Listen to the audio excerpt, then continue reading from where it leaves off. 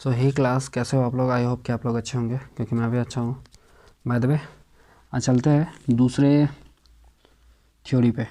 दूसरा थ्योरी क्या आ रहा है, मीन्स दूसरे सेट, दूसरा एग्जांपल क्या आ रहा है। एग्जांपल भी नहीं, अब दूसरा ये क्या कहते हैं, सेट्स में। अब दूसरा सेट है equal set. Equal set means क्या होता है, हम कैसे जानते हैं? इक्वल मीन्स बराबर होता है। Equal means equal is equal to, यहाँ पे कैसा आएगा, ई इज इक्वल टू बराबर। इक्वल हम किसको कहते हैं? बराबर को कहते हैं, ठीक है। तो इसमें अब क्या आ रहा है आपको कि दो दिए गए समुच्चय ए और बी में यदि ए का प्रत्येक अवयव बी का भी अवयव है तथा बी का प्रत्येक अवयव ए में भी है, यानी कि ए वाला चीज़ बी में, बी वाला चीज़ ए में है, तो वो क्या है? इक्वल है।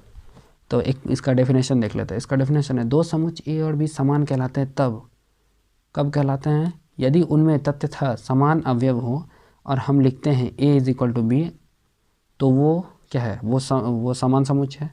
बट समुच्चय असमान कहलाता है कब? जब उसमें ए का एलिमेंट बी में ना हो, बी का एलिमेंट ए में ना हो, या फिर ए का एलिमेंट बी में है बट बी का एलिमेंट ए में नहीं है, तो वो क्या होगा? ए नॉट इक्वल टू बी, यानी कि ए इसके बराबर नहीं है, ठीक है। तो चलिए थोड़ा एक एग्जाम्पल देख लिया जाए। फॉर दैट एग्जाम्पल में आपको क्या आएगा? एग्जाम्पल में आपको आएगा जैसे कि एक एग्जाम्पल हमने लिया, ये सेट है, सेट ए 1 2 3 4, सेट बी 1 2 3 5।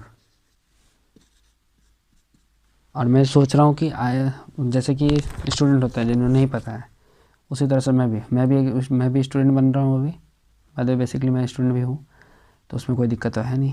तो मैंने माना कि A is equal to B हो गया, क्योंकि इसमें मुझे दिख रहा है 1 2 3 3 है, ठीक है। तो इसमें क्या हो गया? A is equal to B, ये समान समुच्चय हो गया।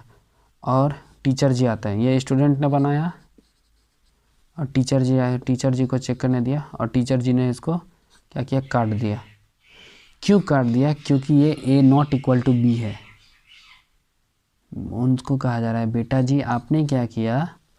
ए इक्वल टू बी नहीं, ए नॉट इक्वल टू बी है। क्यों ए नॉट इक्वल टू बी है? क्योंकि 1 2 3, ठीक है, 1 2 3 5 है, 1 2 3 4।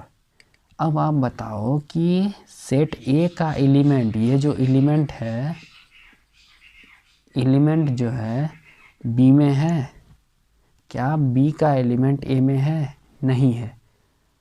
होना था तो पूरा होता, नहीं होना था तो नहीं होता।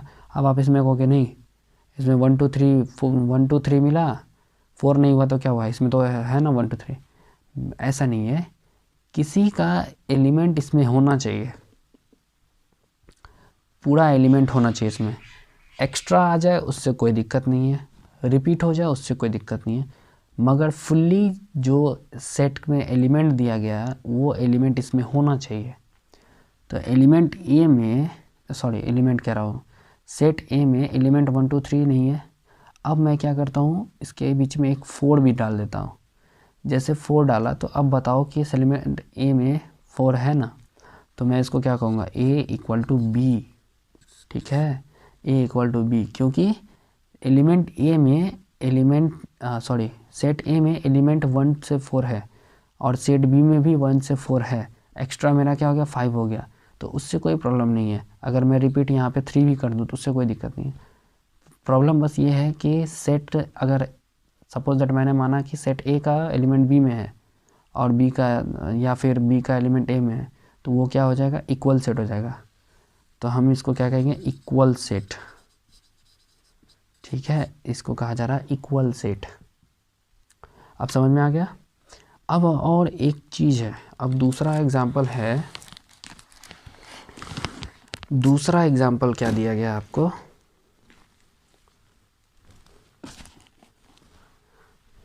फिर इसको मिटा दिया जाए। दूसरा एग्जाम्पल आपको क्या दिया गया है, दूसरा एग्जाम्पल दे दिया गया है, मान लीजिए